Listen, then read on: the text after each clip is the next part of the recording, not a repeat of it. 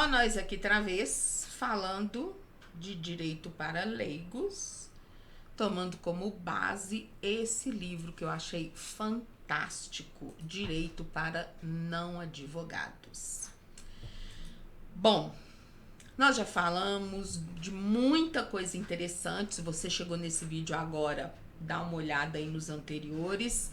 E agora nós vamos falar um pouquinho só de contratos. O capítulo chama Contrato Nosso de Cada Dia. E por que nós vamos falar um pouquinho só? Porque vocês sabem boa parte e porque é um assunto mais complexo. Então, é coisa que eu não aconselho da gente tratar sem advogado. Ah, Adriana, eu não vou pagar um advogado só para poder ler um contrato antes de eu assinar. Não paga, mas tem a cara de pau de ligar pra gente, pedir pra gente analisar de graça. Tomar no cu, né, velho? Então, paga o advogado. Ah, mas eu tenho um amigo que é advogado. Então, manda um presentinho pro sujeito, tá? Porque contrato é uma coisa complexa. Bom, o que você precisa saber minimamente sobre contratos? Que ele pode ser escrito e que ele pode ser verbal. Existem contratos de aluguéis que são ali, ó, na camaradagem, na palavra. Tem problema? Não. O problema é depois você ter que ir na justiça e não ter documentos para comprovar que você combinou com o inquilino X e agora ele está dizendo que foi Y. Aí tem que ter testemunha, aí juiz pode não sentir firmeza na testemunha, enfim. Tudo que você puder escrever, escreva.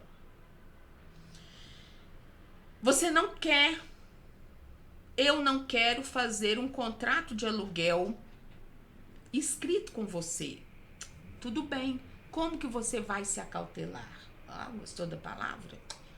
Como você vai se precaver, se acautelar?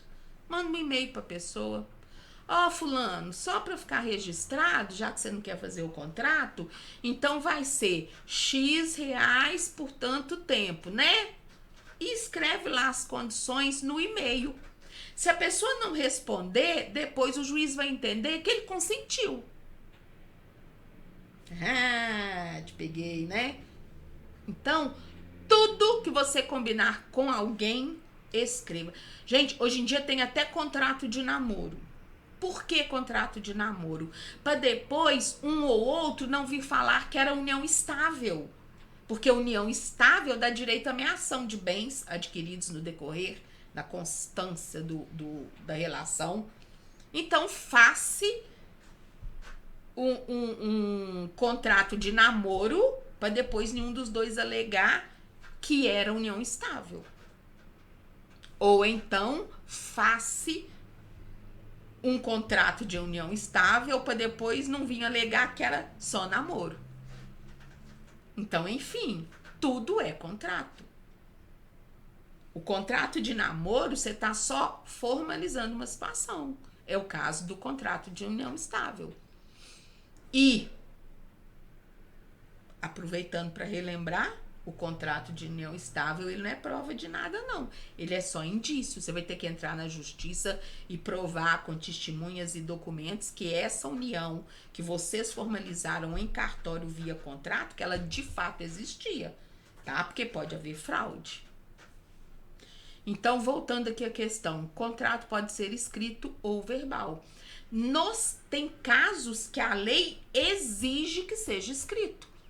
Empréstimo bancário, por exemplo.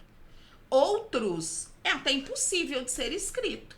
É aquele contrato que você diariamente firma com a padaria quando você vai lá comprar um pão. Uai, mas é um contrato? É um contrato. Mediante o pagamento de X, ele é obrigado a te dar o pão, que não pode ter sujeira, tá cheio das coisas lá. São cláusulas implícitas naquele negócio. Tá?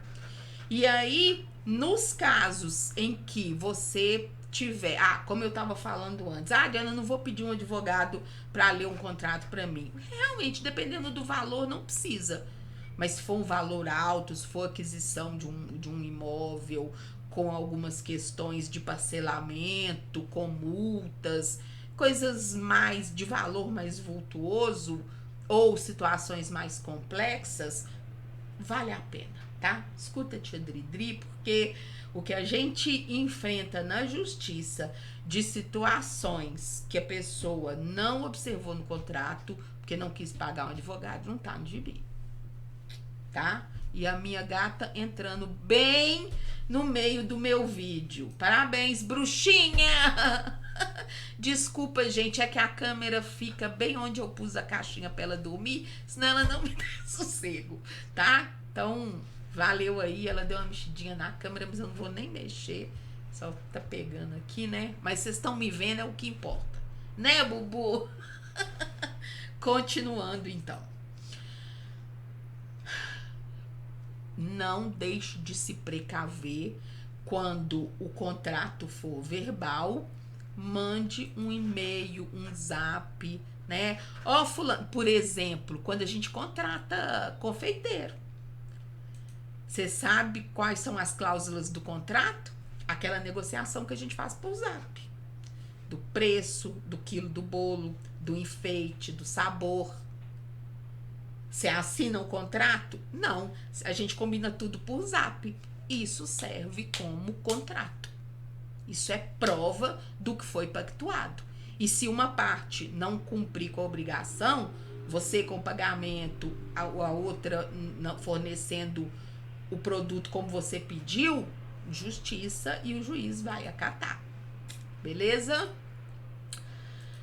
Bom, lembrando que contrato é tudo aquilo que a gente pactua entre duas ou mais pessoas, né? Por isso essa fotinha aí de duas pessoas se dando as mãos. Propostas e pré-contratos têm força de contrato, tá? Você quer adquirir um produto e aí eu te mando uma proposta. Por isso que as propostas vêm lá escrito. Proposta válida por 7 dias, proposta válida por 30 dias. Por quê? Porque senão daqui a um ano você quer aquele produto ou aquele serviço naquelas condições da proposta, eu não tenho mais condição de fornecer naquele preço, mas sou obrigada, porque eu não coloquei ali a validade da proposta. Então, muito cuidado com você que é prestador de serviço ou fornecedor de produtos. Quando alguém fizer o orçamento, envie sempre a proposta com prazo de validade, tá? Pré-contrato, a mesma coisa. Pré-contrato é como se fosse o rascunho do contrato e se ele não for assinado depois, ele vale como contrato. Cuidado. Pois muito bem, cláusulas abusivas, eu já tinha falado em vídeos anteriores, alguns contratos, seja contrato de adesão, que eu falei, se não me engano, no vídeo do consumidor.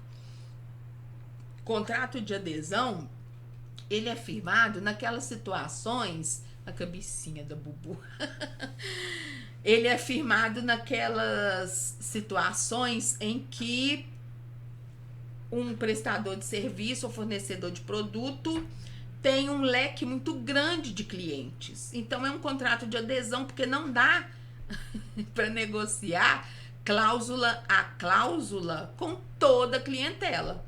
Por isso, são chamados contratos de adesão. E eles podem facilmente ser rebatidos na justiça justamente pela dificuldade de negociação de cláusulas, né? Quando é um contrato entre 2 ou 3 pessoas ali, fica tranquilo de você negociar as cláusulas. E aí no contrato de adesão, não. Seja contrato de adesão ou seja um contrato particular, ainda que você tenha concordado, se nele houver cláusulas abusivas, você pode pedir a derrubada delas na justiça, tá? Você concordou naquele momento no contrato de adesão, é notório que você é obrigado a assinar aceitando aquelas condições e que o banco, por exemplo, não negocia. Então, você assina porque você é obrigado, senão você não vai ter aquele benefício, aquele empréstimo.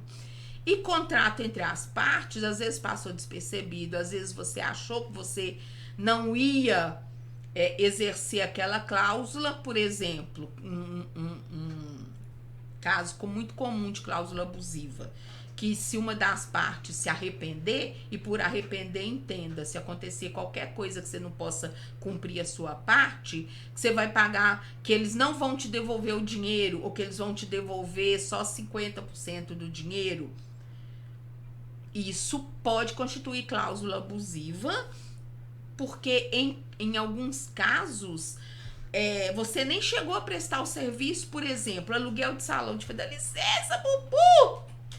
Gente, voltamos. Desculpa. Agora ela já saiu, vai dar sossego. Aluguel de salão de festa, tá? Vou casar daqui 1 ano, contrato. A gente contrata tudo com muita antecedência, por causa de datas, né? Reserva de datas e tudo mais. E aí eu vou pagando ali aos pouquinhos. Em 6 meses eu paguei tudo. Faltando 2 meses pro casamento, meu noivo termina comigo. Não vai haver mais a festa. E aí eles não querem devolver o dinheiro, ou querem devolver 30% do dinheiro. Cagar no mato. Ué, passa aquela data para alguém. Não, nada justifica isso. Eles podem reter, nesse caso, 10%, é uma margem. Porque com 2 meses eles vão conseguir preencher aquela data com algum outro evento. É diferente de eu avisar de véspera, tá? Então, se a cláusula falando que eu me arrepender, ou que eu, né, se o evento não ocorrer até 30 dias antes, que só vai devolver 30% do dinheiro, isso é cláusula abusiva. E você consegue pau neles na justiça. Bom, e por que você assinou?